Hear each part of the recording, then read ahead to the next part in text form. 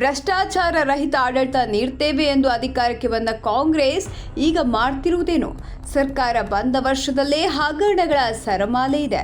CM ಮೇಲೆ ಹಗರಣಗಳ ಅನುಮಾನ ಇರುವುದರಿಂದ ತನಿಖೆ ಮಾಡಬೇಕಾಗಿದೆ.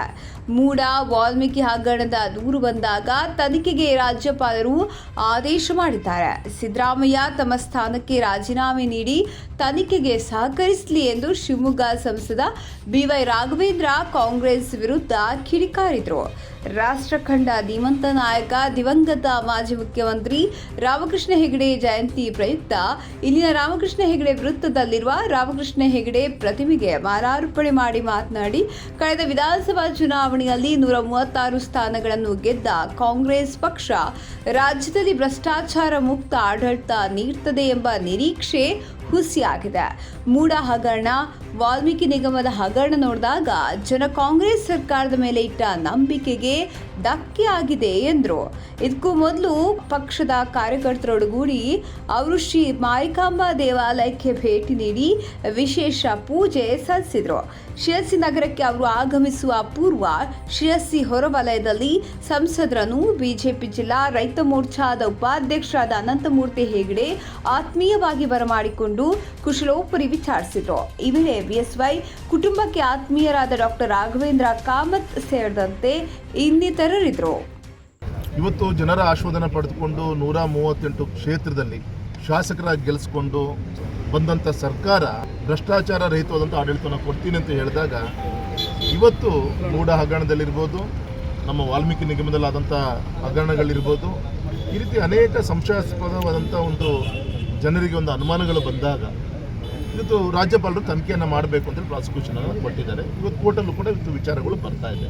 ನಾವೇನು ಹೇಳಕ್ಕೆ ಕೊಟ್ಟಿದ್ದೀವಿ ಅಂದರೆ, ಯಾವುದೇ ಒಬ್ಬ ಮುಖ್ಯಮಂತ್ರಿ ಇಳಿಸೋಕ್ಕೋಸ್ಕರ ನಾವು ರಾಜಕಾರಣ ಮಾಡ್ತಾ ಇಲ್ಲ. ಇವತ್ತು ಜನರಿಗೆ ಇವತ್ತು ನಿಮ್ಮ ಬಗ್ಗೆ ಸಂಶಯ ಬಂದಿದೆ. ಇವತ್ತು ಆಸ್ಥಾನದಿಂದ ತೆರವುಗೊಂಡು ತನಿಖೆಯನ್ನು ಎದುರಿಸಿ ವಾಪಸ್ ನೀವು ನಿರಪರಾಧಿ ಅಂತ ಪ್ರೂವ್ ಆದರೆ ವಾಪಸ್ ಬಂದು ತಮ್ಮ ಸ್ಥಾನದಲ್ಲಿ ಕೂತೀವಿ.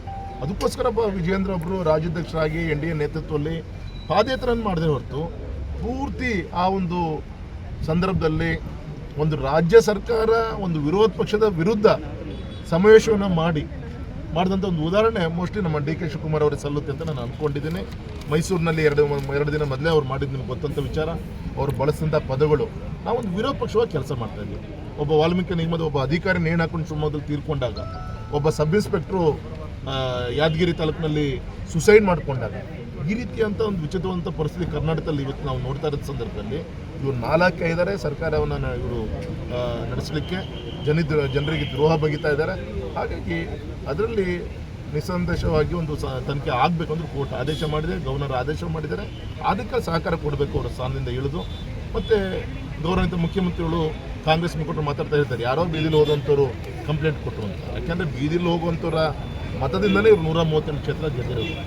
ಮತ್ತು ನಿಮ್ಮ ಸರ್ಕಾರಕ್ಕೆ ಬಹುಮತ ಇಲ್ಲ ಅಂತ ನಾವು ಯಾರು ಕೂಡ ಹೇಳ್ತಾ ಇಲ್ಲ. ಇವತ್ತು ಬಂದಿರೋದೇನೋ ನೈತಿಕತೆ ವಿಚಾರ. ರಾಮಕೃಷ್ಣ ಹೆಗಡೆ ಅವರು ಮೌಲಾಧಾರಿತ ರಾಜಕಾರಣಕ್ಕೆ ಹೆಸರಂತ ಈ ಪುಣ್ಯದ ನೆಲದಲ್ಲಿ ನಾನು ಮಾತಾಡಿ ಹೇಳ್ತಾ ಇದ್ದೀನಿ. ಹಾಗಾಗಿ ಅವ್ರ ಹೆಸರು ಹೇಳ್ಕೊಂಡು ಬಂದಂಥವ್ರು ವೀರೇಂದ್ರ ಪಾಟೀಲ್ ಅವರು, ರಾಮಕೃಷ್ಣ ಹೆಗಡೆ ಅವರು, ಲವಕೃಷ್ಣದಂತೆ ಅವರು ನೆರಳಲ್ಲಿ ಬೆಳೆದಂಥವ್ರು ನೀವೆಲ್ಲರೂ ಕೂಡ.